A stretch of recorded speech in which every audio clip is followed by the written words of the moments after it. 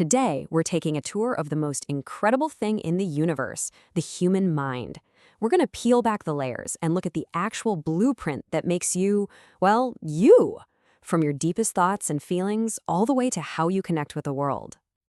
So let's kick things off with a huge question. Seriously, have you ever just stopped and wondered, what is it that makes you, you? Is it your memories, your feelings, that unique personality of yours? Or is it all about how you are with other people? The real answer? It's all of it. It's how all those pieces fit together. And that's exactly what we're going to map out. All right, let's dive right in. The very foundation of your personal blueprint, the starting point for everything, is your inner experience.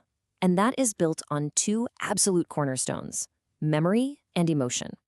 These are the things that give your life its color, its depth, its meaning. First up is memory. And, it's so much more than just remembering facts for a test. Think of memory as the glue that holds your entire life together. It connects your past to your present and gives you that continuous story of who you are. Without it, we couldn't learn a thing. So how does it work? Well, you can think of it in 3 simple steps. Some people call them the 3 R's. First, you have encoding. That's the moment you register new information, kind of like typing a new document. Then comes storage. You got to save that file somewhere, right? And finally, you have retrieval. That's when you open the file back up later. And here's the thing. If there's a problem at any one of those stages, that memory can just vanish. But here's where it gets really interesting. We're not just walking, talking hard drives. Our experiences, our memories, they aren't just cold, hard data. Nope. They are all colored, shaped, and sometimes totally transformed by our emotions. The word emotion actually comes from Latin for to stir up or to move, which is perfect, right? Every emotion you feel has 3 parts. There's the physiological part, like your heart hammering in your chest when you're angry.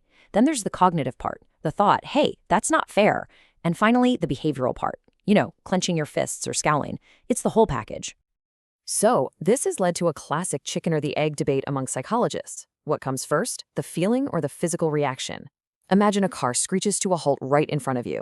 The James Lange theory says your heart pounds first, and because of that physical jolt, you then feel fear. The Cannon-Barr theory says, nope, it all happens at once. Your heart pounds at the exact same time you feel that wave of fear. And then the Schachter-Singer theory adds a twist. Your heart pounds, you quickly think to yourself, whoa, that's a car, I'm in danger. And it's that combination of the physical reaction and the thought that creates the emotion of fear. And what's really amazing is that some of these emotions are totally universal. The psychologist Paul Ekman found that no matter where you go in the world, people recognize these 6 basic emotions just from looking at someone's face. It's like a built-in emotional language for all of humanity. Okay, so let's move to the next layer of our blueprint. What happens when you take all those memories and splash them with all those vibrant emotions? Well, you start to get something solid, something unique. You get to the core of who you are, yourself and your personality. Your sense of self isn't something that's just there from day one. It's something you build, piece by piece, over your entire life. It's the story you tell yourself about yourself. And that story is constantly being shaped by your experiences and by what other people reflect back to you. Now, one of the most famous ideas about personality came from Sigmund Freud. He imagined it as this constant battle going on inside our heads. On one shoulder, you have the id. It's all about pure desire, wanting what it wants right now. On the other shoulder is the superego. That's your conscience, your inner rulebook of right and wrong. And stuck in the middle is the poor ego, trying to make peace between them and deal with the real world. Another great way to look at our core self is to ask, what drives us? Psychologist Abraham Maslow came up with this famous pyramid. And the idea is pretty simple. You have to build from the ground up. You're not going to be worried about becoming your best possible self, what he called self-actualization, if you're hungry or you don't feel safe. We're all wired to take care of those basic needs first. So we've gone deep into our inner world. But did you notice something on Maslow's pyramid? Right there in the middle, belonging and esteem. Those are all about other people. We just don't exist in a bubble. So for the final part of our tour, let's zoom out and look at the social you, how our personal blueprint guides us when we interact with everyone else. First off, what even is a group? I mean, think about a crowd of people at a market versus a basketball team. The crowd, they're just a bunch of individuals who happen to be in the same place. But the team, they have a common goal. They depend on each other. Everyone has a specific job to do. That interdependence and shared purpose is what turns a collection of people into a real group. And believe it or not, most groups go through a predictable life cycle. It starts with forming. Everyone's polite, a little unsure.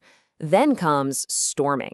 This is where the disagreements and power struggles happen. If you survive that, you get to norming, where the group figures out its rules and starts to gel. Then you hit performing, the sweet spot where the group is actually effective. And for most groups, there's a final stage, adjourning, when the project's over and it's time to say goodbye. So how do we actually navigate these social worlds? Well, a huge part of it comes down to our attitudes. Just look at this story about Sahil. He learns something, he gets inspired by it, and then he promises to take action. See that? A thought, followed by a feeling, leading to a behavior. That right there is the essence of an attitude. This brings us to what's often called the ABC model. Basically, every attitude you have is made up of 3 parts. You've got the affective part, which is your feelings, the behavioral part, your tendency to act, and the cognitive part, which is your thoughts and beliefs. All 3 work together, shaping how you respond to pretty much everything. And this is why understanding this model is so important. We can see it play out in some really serious social issues. For example, a stereotype is an overgeneralized belief. That's the cognitive part. That belief can lead to prejudice, which is a negative feeling. That's the affective part. And that feeling can then lead to discrimination, which is a negative action. And that's the behavioral part. You can see how one leads directly to the next. And there you have it. We've journeyed from the tiniest traces of a memory through the powerful rush of emotion to the construction of your core self, and all the way out into the social world where your attitudes guide your actions. That entire system from the inside out, that's your blueprint. So that leaves us with one last really important thought. A blueprint, it's just a plan. It shows you how the parts are supposed to work. But at the end of the day, you're the one holding the tools. You're the architect. Understanding how your mind works isn't just a fun fact. It gives you the power to be more aware, to grow. So the real question isn't just what the blueprint says. It's, now that you know, how are you going to choose to build?